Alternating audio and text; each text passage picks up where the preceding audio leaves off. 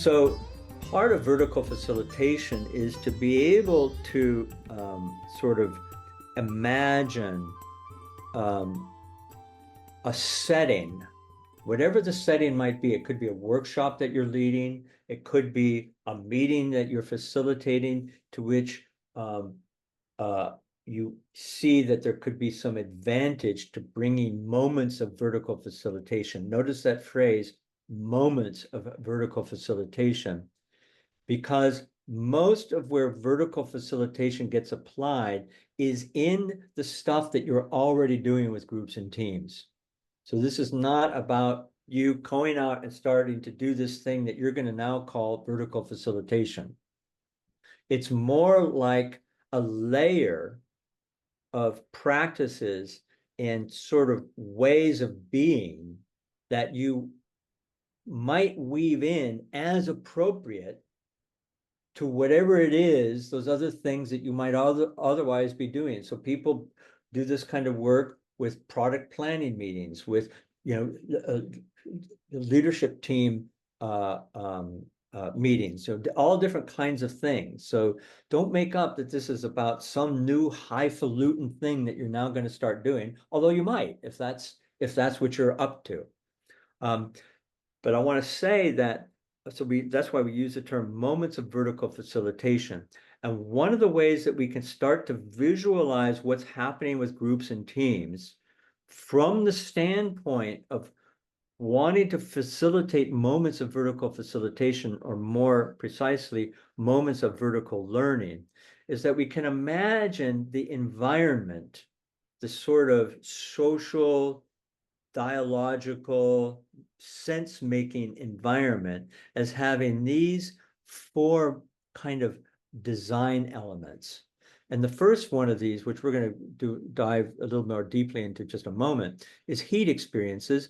And heat experiences is about, in a sense, posing challenges that reorient people's inner sense-making categories. Now, this does not, I want to be clear about something. This does not depend, this is not just about working with people who are operating at the level of action logic that's likely here in this room right now. It's not just about that. This applies equally well for people who might be like right now, I'm working with people developing, how to do this work with software development teams. Really, like how might software developers develop practices and skillful ways of working together such that they can be more effective as software development teams. And so this is not about, so this is really working with people with where they're at. But anyway, so heat experiences is posing some sort of moment that somehow challenges the way that an individual or a group is making sense of something that's important to them. So that's the heat experience. We often use the term disorienting dilemmas here.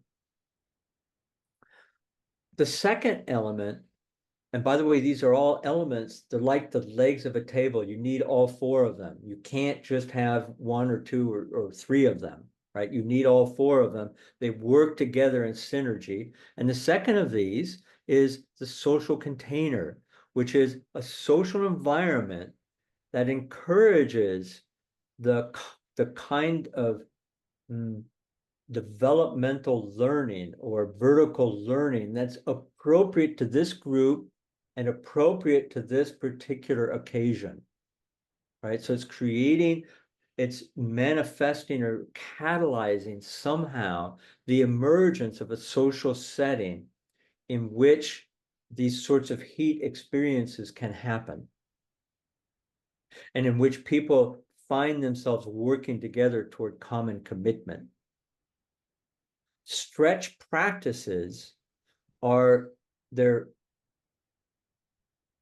practices that serve to amplify whatever learning happens through the posing of heat experiences. So I'm saying this somewhat abstractly right now, and I'm not going to give any examples since this was discussed in one of the early videos. But suffice it to say that heat experiences, basically heat experiences is kind of, we have this, people have an experience, a disorienting dilemma. It might be uncomfortable, or it might even be, but it often ends with some sort of an insight that people see something differently about their situation. And a stretch practices help them reactivate those insights so that those insights start to become part of a natural sort of course in how they do things. And there are examples given in the video.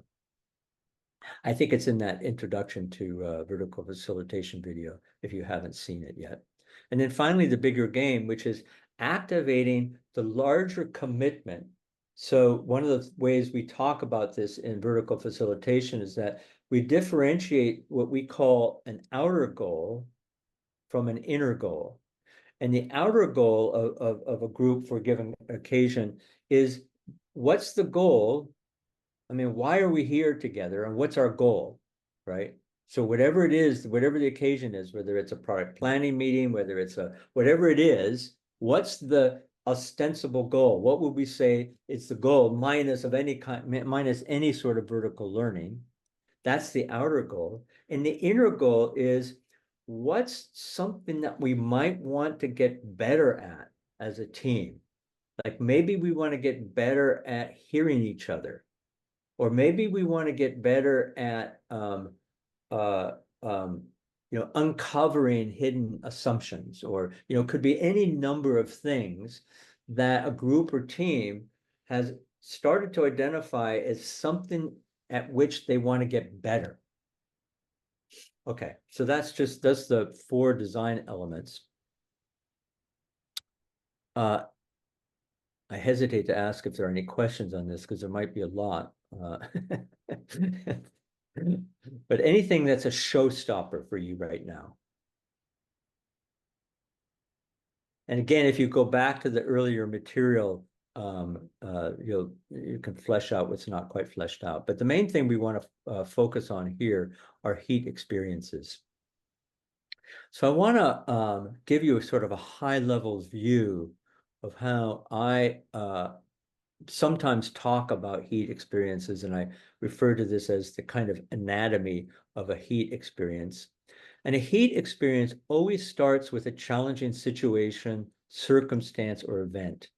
So it's something that has salience for people. That is to say, it's something that means something. It's not just an abstraction, right? It's got to be personally meaningful. It might be really important, like the topic of global warming.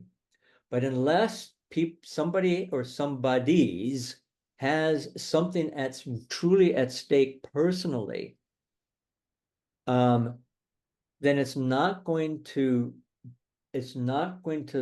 activate the sort of heat experience that we're talking about here.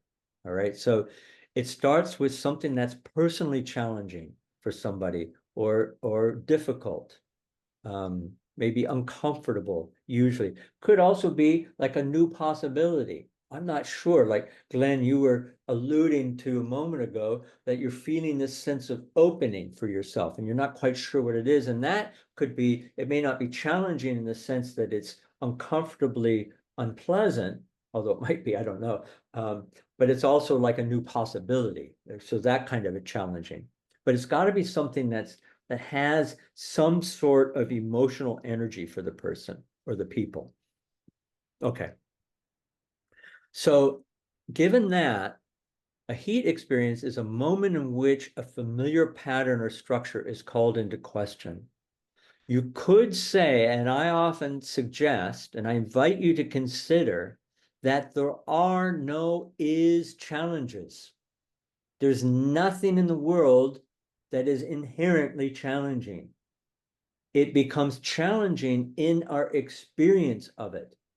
And it becomes challenging in our experience of it because our experience is always governed by a certain meaning-making pattern or structure. Or it's governed by a way in which we talk about it with other people. So oftentimes people in close relationships have certain challenges, and what keeps the situation challenging oftentimes is the way in which these two people talk about things with that thing with each other, or so there's certain conversational patterns, or there could be a deeper meaning-making structure, certain beliefs or assumptions or inner stories that people hold in relation to the situation that renders it challenging. So a heat experience is a deliberately staged experience in which some familiar pattern or structure is called into question. It's most often experienced as a kind of breakdown. It's a kind of like, a little bit of a jolt. Like people have this sense of, oh, wow, I hadn't seen that before. That's interesting. People say things like this. Oh, I hadn't seen it that way. I hadn't thought about it that way. Or even just a slight jolt. Every one of us have these, we have these kinds of things. We have heat experiences all the time. How many people can relate to this so far? Yeah. Yeah, great. So, and this is what we call a disorienting dilemma. The experience is more emotional than it is cognitive. And so that's another key aspect here, that the experience of disorientation is more emotional than it is cognitive. That is to say that it's something that can't be worked out through intellectual reasoning. Still talking about heat experiences, a heat experience provides a sense that a new meaning-making frame, a new way of understanding this situation or new pattern by which we speak about it is possible, but we don't see how yet. So we kind of have the feeling that there might be a different way, but we may not quite see it quite yet. But we trust enough to be able to suspend, to maybe even put aside for a moment that prior structure or pattern. Like we call it into question, and we see that calling into question as legitimate somehow. We can't say why or how, but somehow it's legitimate because of the way in which the heat experience has been staged. Now, keep in mind that heat experiences are performed within the context of a social container that has a certain quality, and that it's activated numerous times through stretch practices, and that it happens within the context of a commitment to something, that's more than just simply business as usual. And hence it feels like a kind of an opening to something new.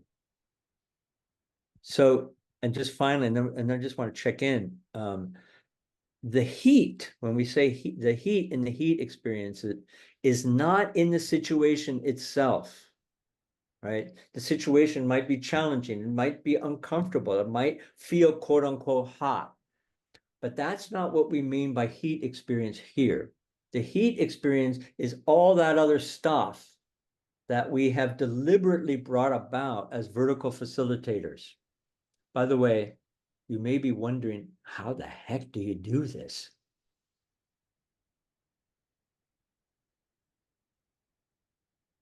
It's a little easy right now. It seems mysterious, right? But there are many things that seem mysterious, which after you've had some time to unpack it, you start to see the inner kind of mechanism of it, or the inner kind of operating procedure, for lack of a better term. Okay, I'm just going to pause for a moment. Dov you have your hand up. Yeah, just one word that I want to challenge here is emotional. Like I would say it's more experiential, because like it's a mix. It's not emotional for me. Means something very specific that has a label on it. Yes, Yes, I completely concur with that. It is an experience, and it does have a cognitive aspect to it. But the emotion, but what gives it the hook is the emotion that we experience. The emotion of, like, when we experience disorientation, it scrambles us somewhat emotionally, and it's that emotional charge that gives it the particular energy. And completely agree that that emotional charge is just one aspect of it, but it's the part that tends to be tends to have more has a more of a hook to it, because we tend to be hooked more emotionally than we are typically cognitively by life. It affects us emotionally. So you mean that emotion is what produces the heat? No, it's what generates the hook. So it's kind of like that initial, there's a oftentimes with the heat experience, and check it out for yourself, right? Everybody, right? Um, there's a kind of jolt to it. There's a moment in which we're jolted by it. And I wouldn't say that that jolt in by itself is the heat experience. The heat experience is all the other things that happen, but the jolt is kind of like that's what plugs the system into the electrical wall socket, so to speak. It's what generates the electrical spark that gives that moment that activating quality that activates that quality of heat experience, and then activates the possibility of a potential developmental learning. Okay, great. Thank you. Anything else here? So we're going to weave in now. So are we clear, or at least clear enough about this? Because we're going to introduce a practice, and my intention is that you actually have some time to actually practice it a little bit. But John, please. It's just a quick question based on what I last spoke about, and we spoke about this group and vertical and in this area. But with the heat experience, then, so you have the entity that is the room, that is the group, right? And then this is more, it's individual, right? So even though it may happen on multiple levels, or is the group experience the heat experience, or is it so? It could be both, and Okay. oftentimes it's both. So it's kind of like, you've been in teams and groups where somebody has an oh shit moment, and everybody can feel it. That one person's, is it okay if I curse a little bit here? I'll say it a little more nicely. So an individual in a group might have an oh hell moment, right? Oh hell, oh, like it's something kind of that jolts them, but other people in the group feel it, right? Because what's interesting about the relationship between individuals and groups within the field of vertical facilitation is that there's while there's differentiation between individuals and groups, there's also unity. That what one person feels, many others often feel in a given moment. And so a lot of how the vertical facilitator deep dive works. I mean, one of the things that we do as course leaders, me and Lisa, we do this thing called live coaching, where we work with an individual working through a heat experience, and the process by which that heat experience unfolds for them individually also unfolds for many people within the group. So it's as though this person is doing the work of many. So you'll start to see that the differentiating lines between individual and group starts to get somehow blurry sometimes, because we as human beings have quite a lot in common when it comes to how we operate. That's why the world is the way it is, I guess. There's a lot of agreement. Did that answer the question, John? Yep, thank you. Cool.